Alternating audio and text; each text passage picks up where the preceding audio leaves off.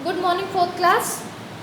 This is chapter number 4 of your SST book, The Great Indian Desert. इस chapter में हम क्या पढ़ेंगे? इंडियन डेजर्ट के बारे में, जो बड़े बड़े इंडियन डेजर्ट्स हैं उसके बारे में. लर्निंग ऑब्जेक्टिव्स में क्या है? Thar desert, life in the western desert, यानी थार डेजर्ट के बारे में आप पढ़ोगे और वेस्टर्न डेजर्ट्स में लाइफ कैसी होती है वो हम पढ़ेंगे. यहाँ पर आपको मैप में शो कर रखा है कि जिस थार डेजर्ट के बारे में जहाँ हम पढ़ रहे हैं इसकी लोकेशन क्या है. ठीक है, यहाँ पर आपकी लोकेशन क्या है? Thar desert. A desert is a sandy area with little vegetation. एक डेजर्ट क्या होता है? एक डेजर्ट एक सैंडी एरिया होता है, एक ऐसा एरिया होता है जहाँ पर सैंड ही सैंड होती है. देखो ये है ना यहाँ पर, तो यहाँ पर सिर्फ और सिर्फ सैंड होती है, रेत होती है उड़ने वाली.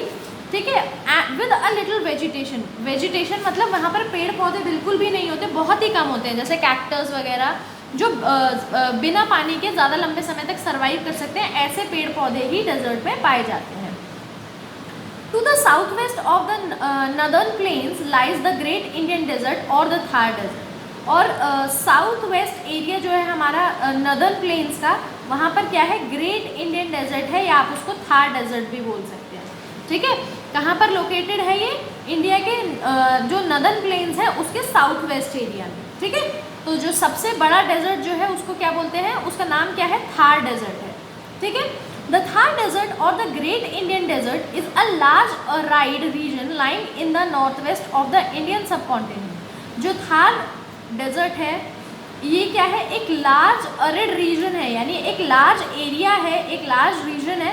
और ये कहाँ पड़ता है? North west of Indian subcontinent. जो इंडिया का कॉन्टिनेंट है उसके नॉर्थ वेस्ट एरिया में है.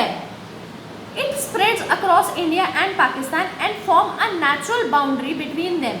ये कहाँ तक है? इंडिया और पाकिस्तान तक फैला हुआ है और एक नेचुरल बाउंड्री बनाता है इंडिया और पाकिस्तान के बीच में. In India it primarily cover the state of Rajasthan. और इंडिया के अंदर कौन सी स्टेट को ये कवर करता है? Rajasthan and the borders of Haryana. और हरियाणा के जो बॉर्डर्स होते हैं उनको कवर करता है. ठीक है, अब आगे पढ़ते हैं.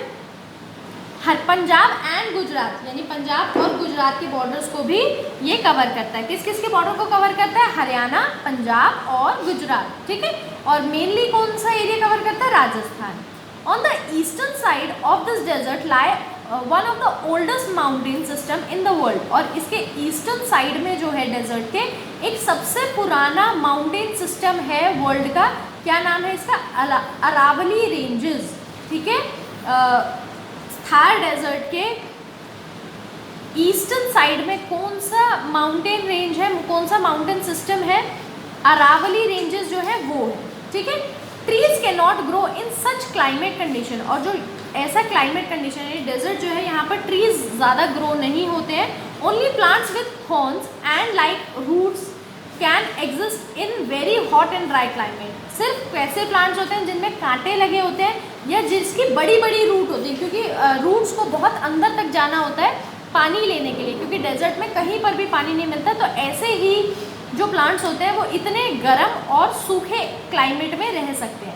The western desert is covered with sand dunes and sand hills. और पूरा डेजर्ट जो है सैंड डन्स यानी छोटे छोटे जो रेत की पहाड़ियाँ होती है, रेत के ढेरे होते हैं, उससे घिरा होता है. These dunes and hills keep on shifting from one place to another due to strong wind blowing in these area. और ये जो dunes और hills होते हैं, यानी ये जो छोटे छोटे रेत के ढेरे होते हैं, ये हमेशा इधर से उधर मूव करते रहते हैं. क्यों?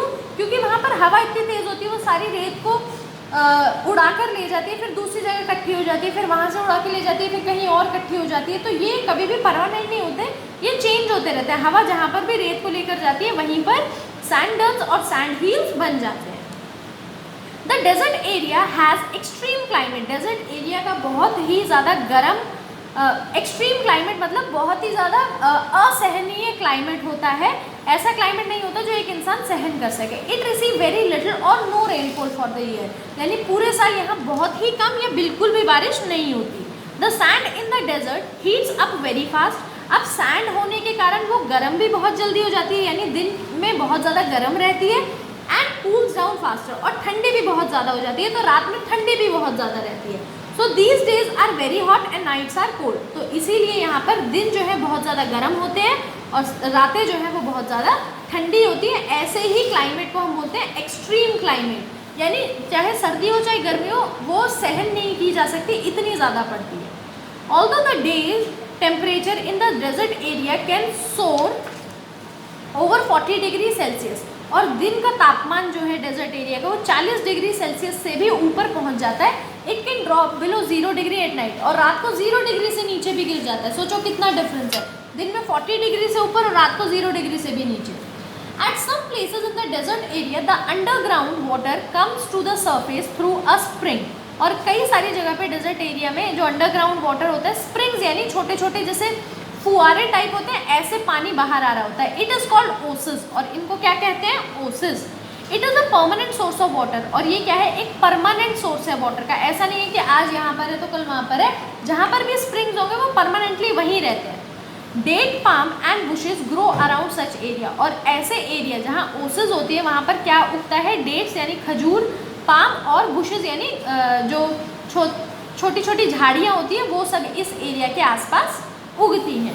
ठीक है बेटा, अब ये जो आपको फर्स्ट पार्ट है द ग्रेट इंडियन डेजर्ट का, ये यहीं पर फिनिश होता है। सेकेंड पार्ट में हम पढ़ेंगे लाइफ जो है वेस्टर्न डेजर्ट में वो कैसी होती है, लोग कैसे रहते हैं। ठीक है।